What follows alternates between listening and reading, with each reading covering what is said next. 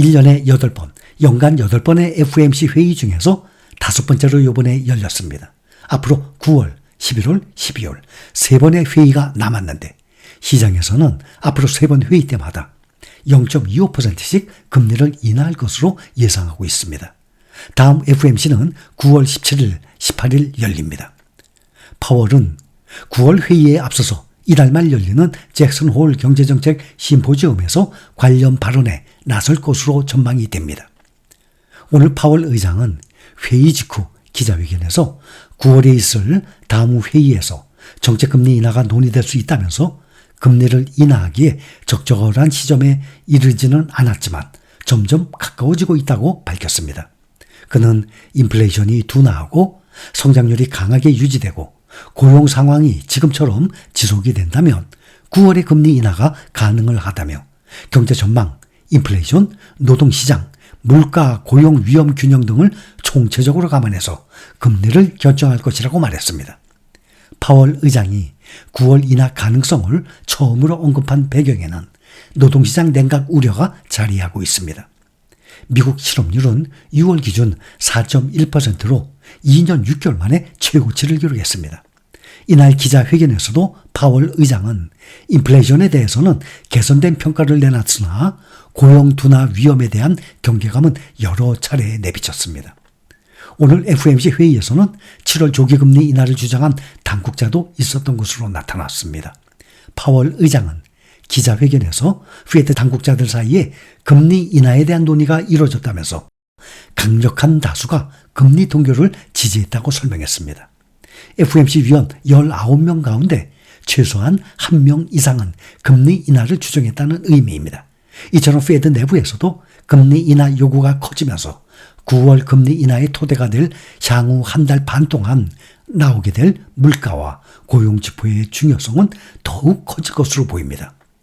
오는 2일 공개될 미국 노동부의 7월 고용보고서를 비롯해서 9월 FOMC를 앞두고 발표될 7월, 8월 CPI, 소비자 물가지수 등이 9월 금리 인하 여부를 좌우할 전망입니다. 왜 오늘 금리를 내리지 않았느냐라는 질문에는 경제가 기준금리를 인하하는 게 적절한 시점에 가까워지고 있다는 게 위원회의의 대체적인 인식이라면서도 아직은 그 시점에 이르지 않았다고 말했습니다. 연준이 9월 금리 인하에 나선다면 인하폭은 0.25%가 될 것으로 전망됩니다. 파월은 9월 FOMC에서 기준금리를 한 번 0.5% 내리는 빅스텝 가능성에 지금 당장 생각하고 있는 것은 아니다라고 선을 그었습니다. 파월 의장은 11월 미국 대선을 앞두고 정당이나 정치인을 지지하거나 반대하기 위해서 우리의 정책 수단을 사용하는 일은 결코 없다라고 강조했습니다. 공화당 대선 후보인 도널드 트럼프 전 대통령은 인터뷰에서 대선 전까지 연준이 기준금리를 인하하면 안 된다라고 언급한 바가 있습니다. 월가에서는 페드가 9월을 시작으로 연내 3회 금리 인하에 나설 수 있다는 관측이 나옵니다. 미국의 투자은행 모건스탠리의 샘 코핀 이코노미스트는 2024년 하반기 성장률이 2%로 둔화가 되면서 페드가 올해 남은 9월, 11월, 12월 회의에서 금리를 0.25%씩 낮출 것이라면서 2025년에는 4차례 더 금리를 내려서 추가로 1% 낮아질 것이라고 전망하고 있습니다. 페드는 금리를 너무 오래 유지하면 경기 침체에 빠질 위험이 있다는 것을 잘 알고 있습니다. 현 기준금리는 2001년 이후로 가장 높은 수준이고 우리 한국의 3.5% 금리 차이도 역대 최대 2%가 나고 있습니다. 우리나라 한국은행도 조만간 기준금리를 낮출 가능성이 커졌습니다.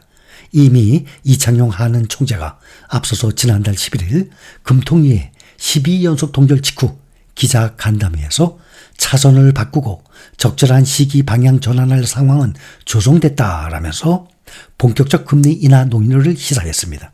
전문가들 사이에서는 미국 연준이 9월 이후 한두 차례, 한은은 10월이나 11월 한 차례 정도 금리를 낮추고 해를 넘기는 시나리오가 가장 유력하게 거론되고 있습니다.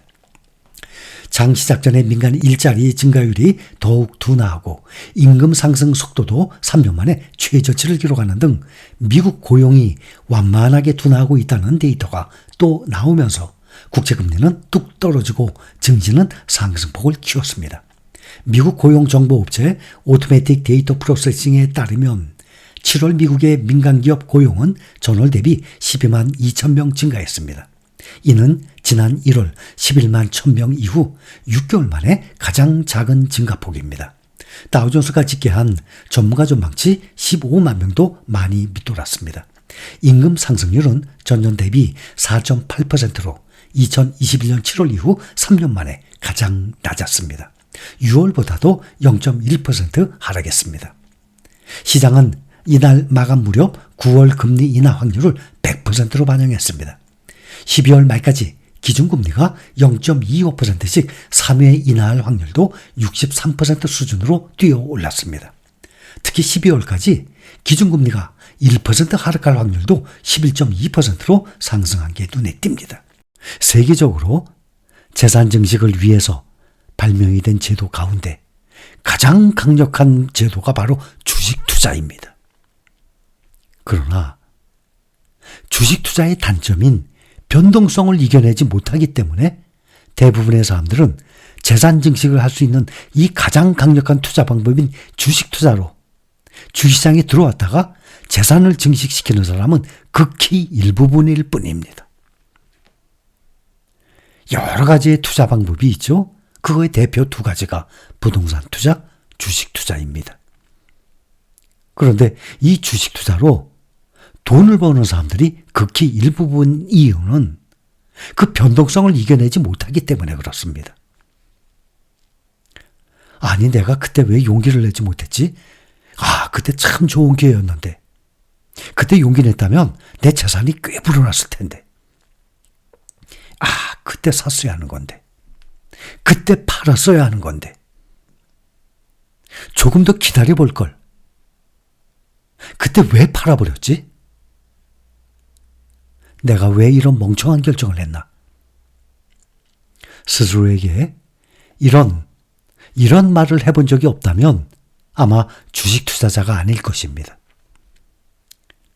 주식 투자를 하는 사람들은 지금 말씀드렸던 이런 경험 누구든지 다 해봤을 것입니다.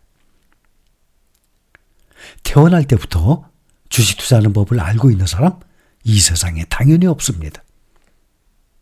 또 세상을 떠나기 전에 주식 투자 방법을 완전히 터득한 사람도 아마 거의 없을 것입니다.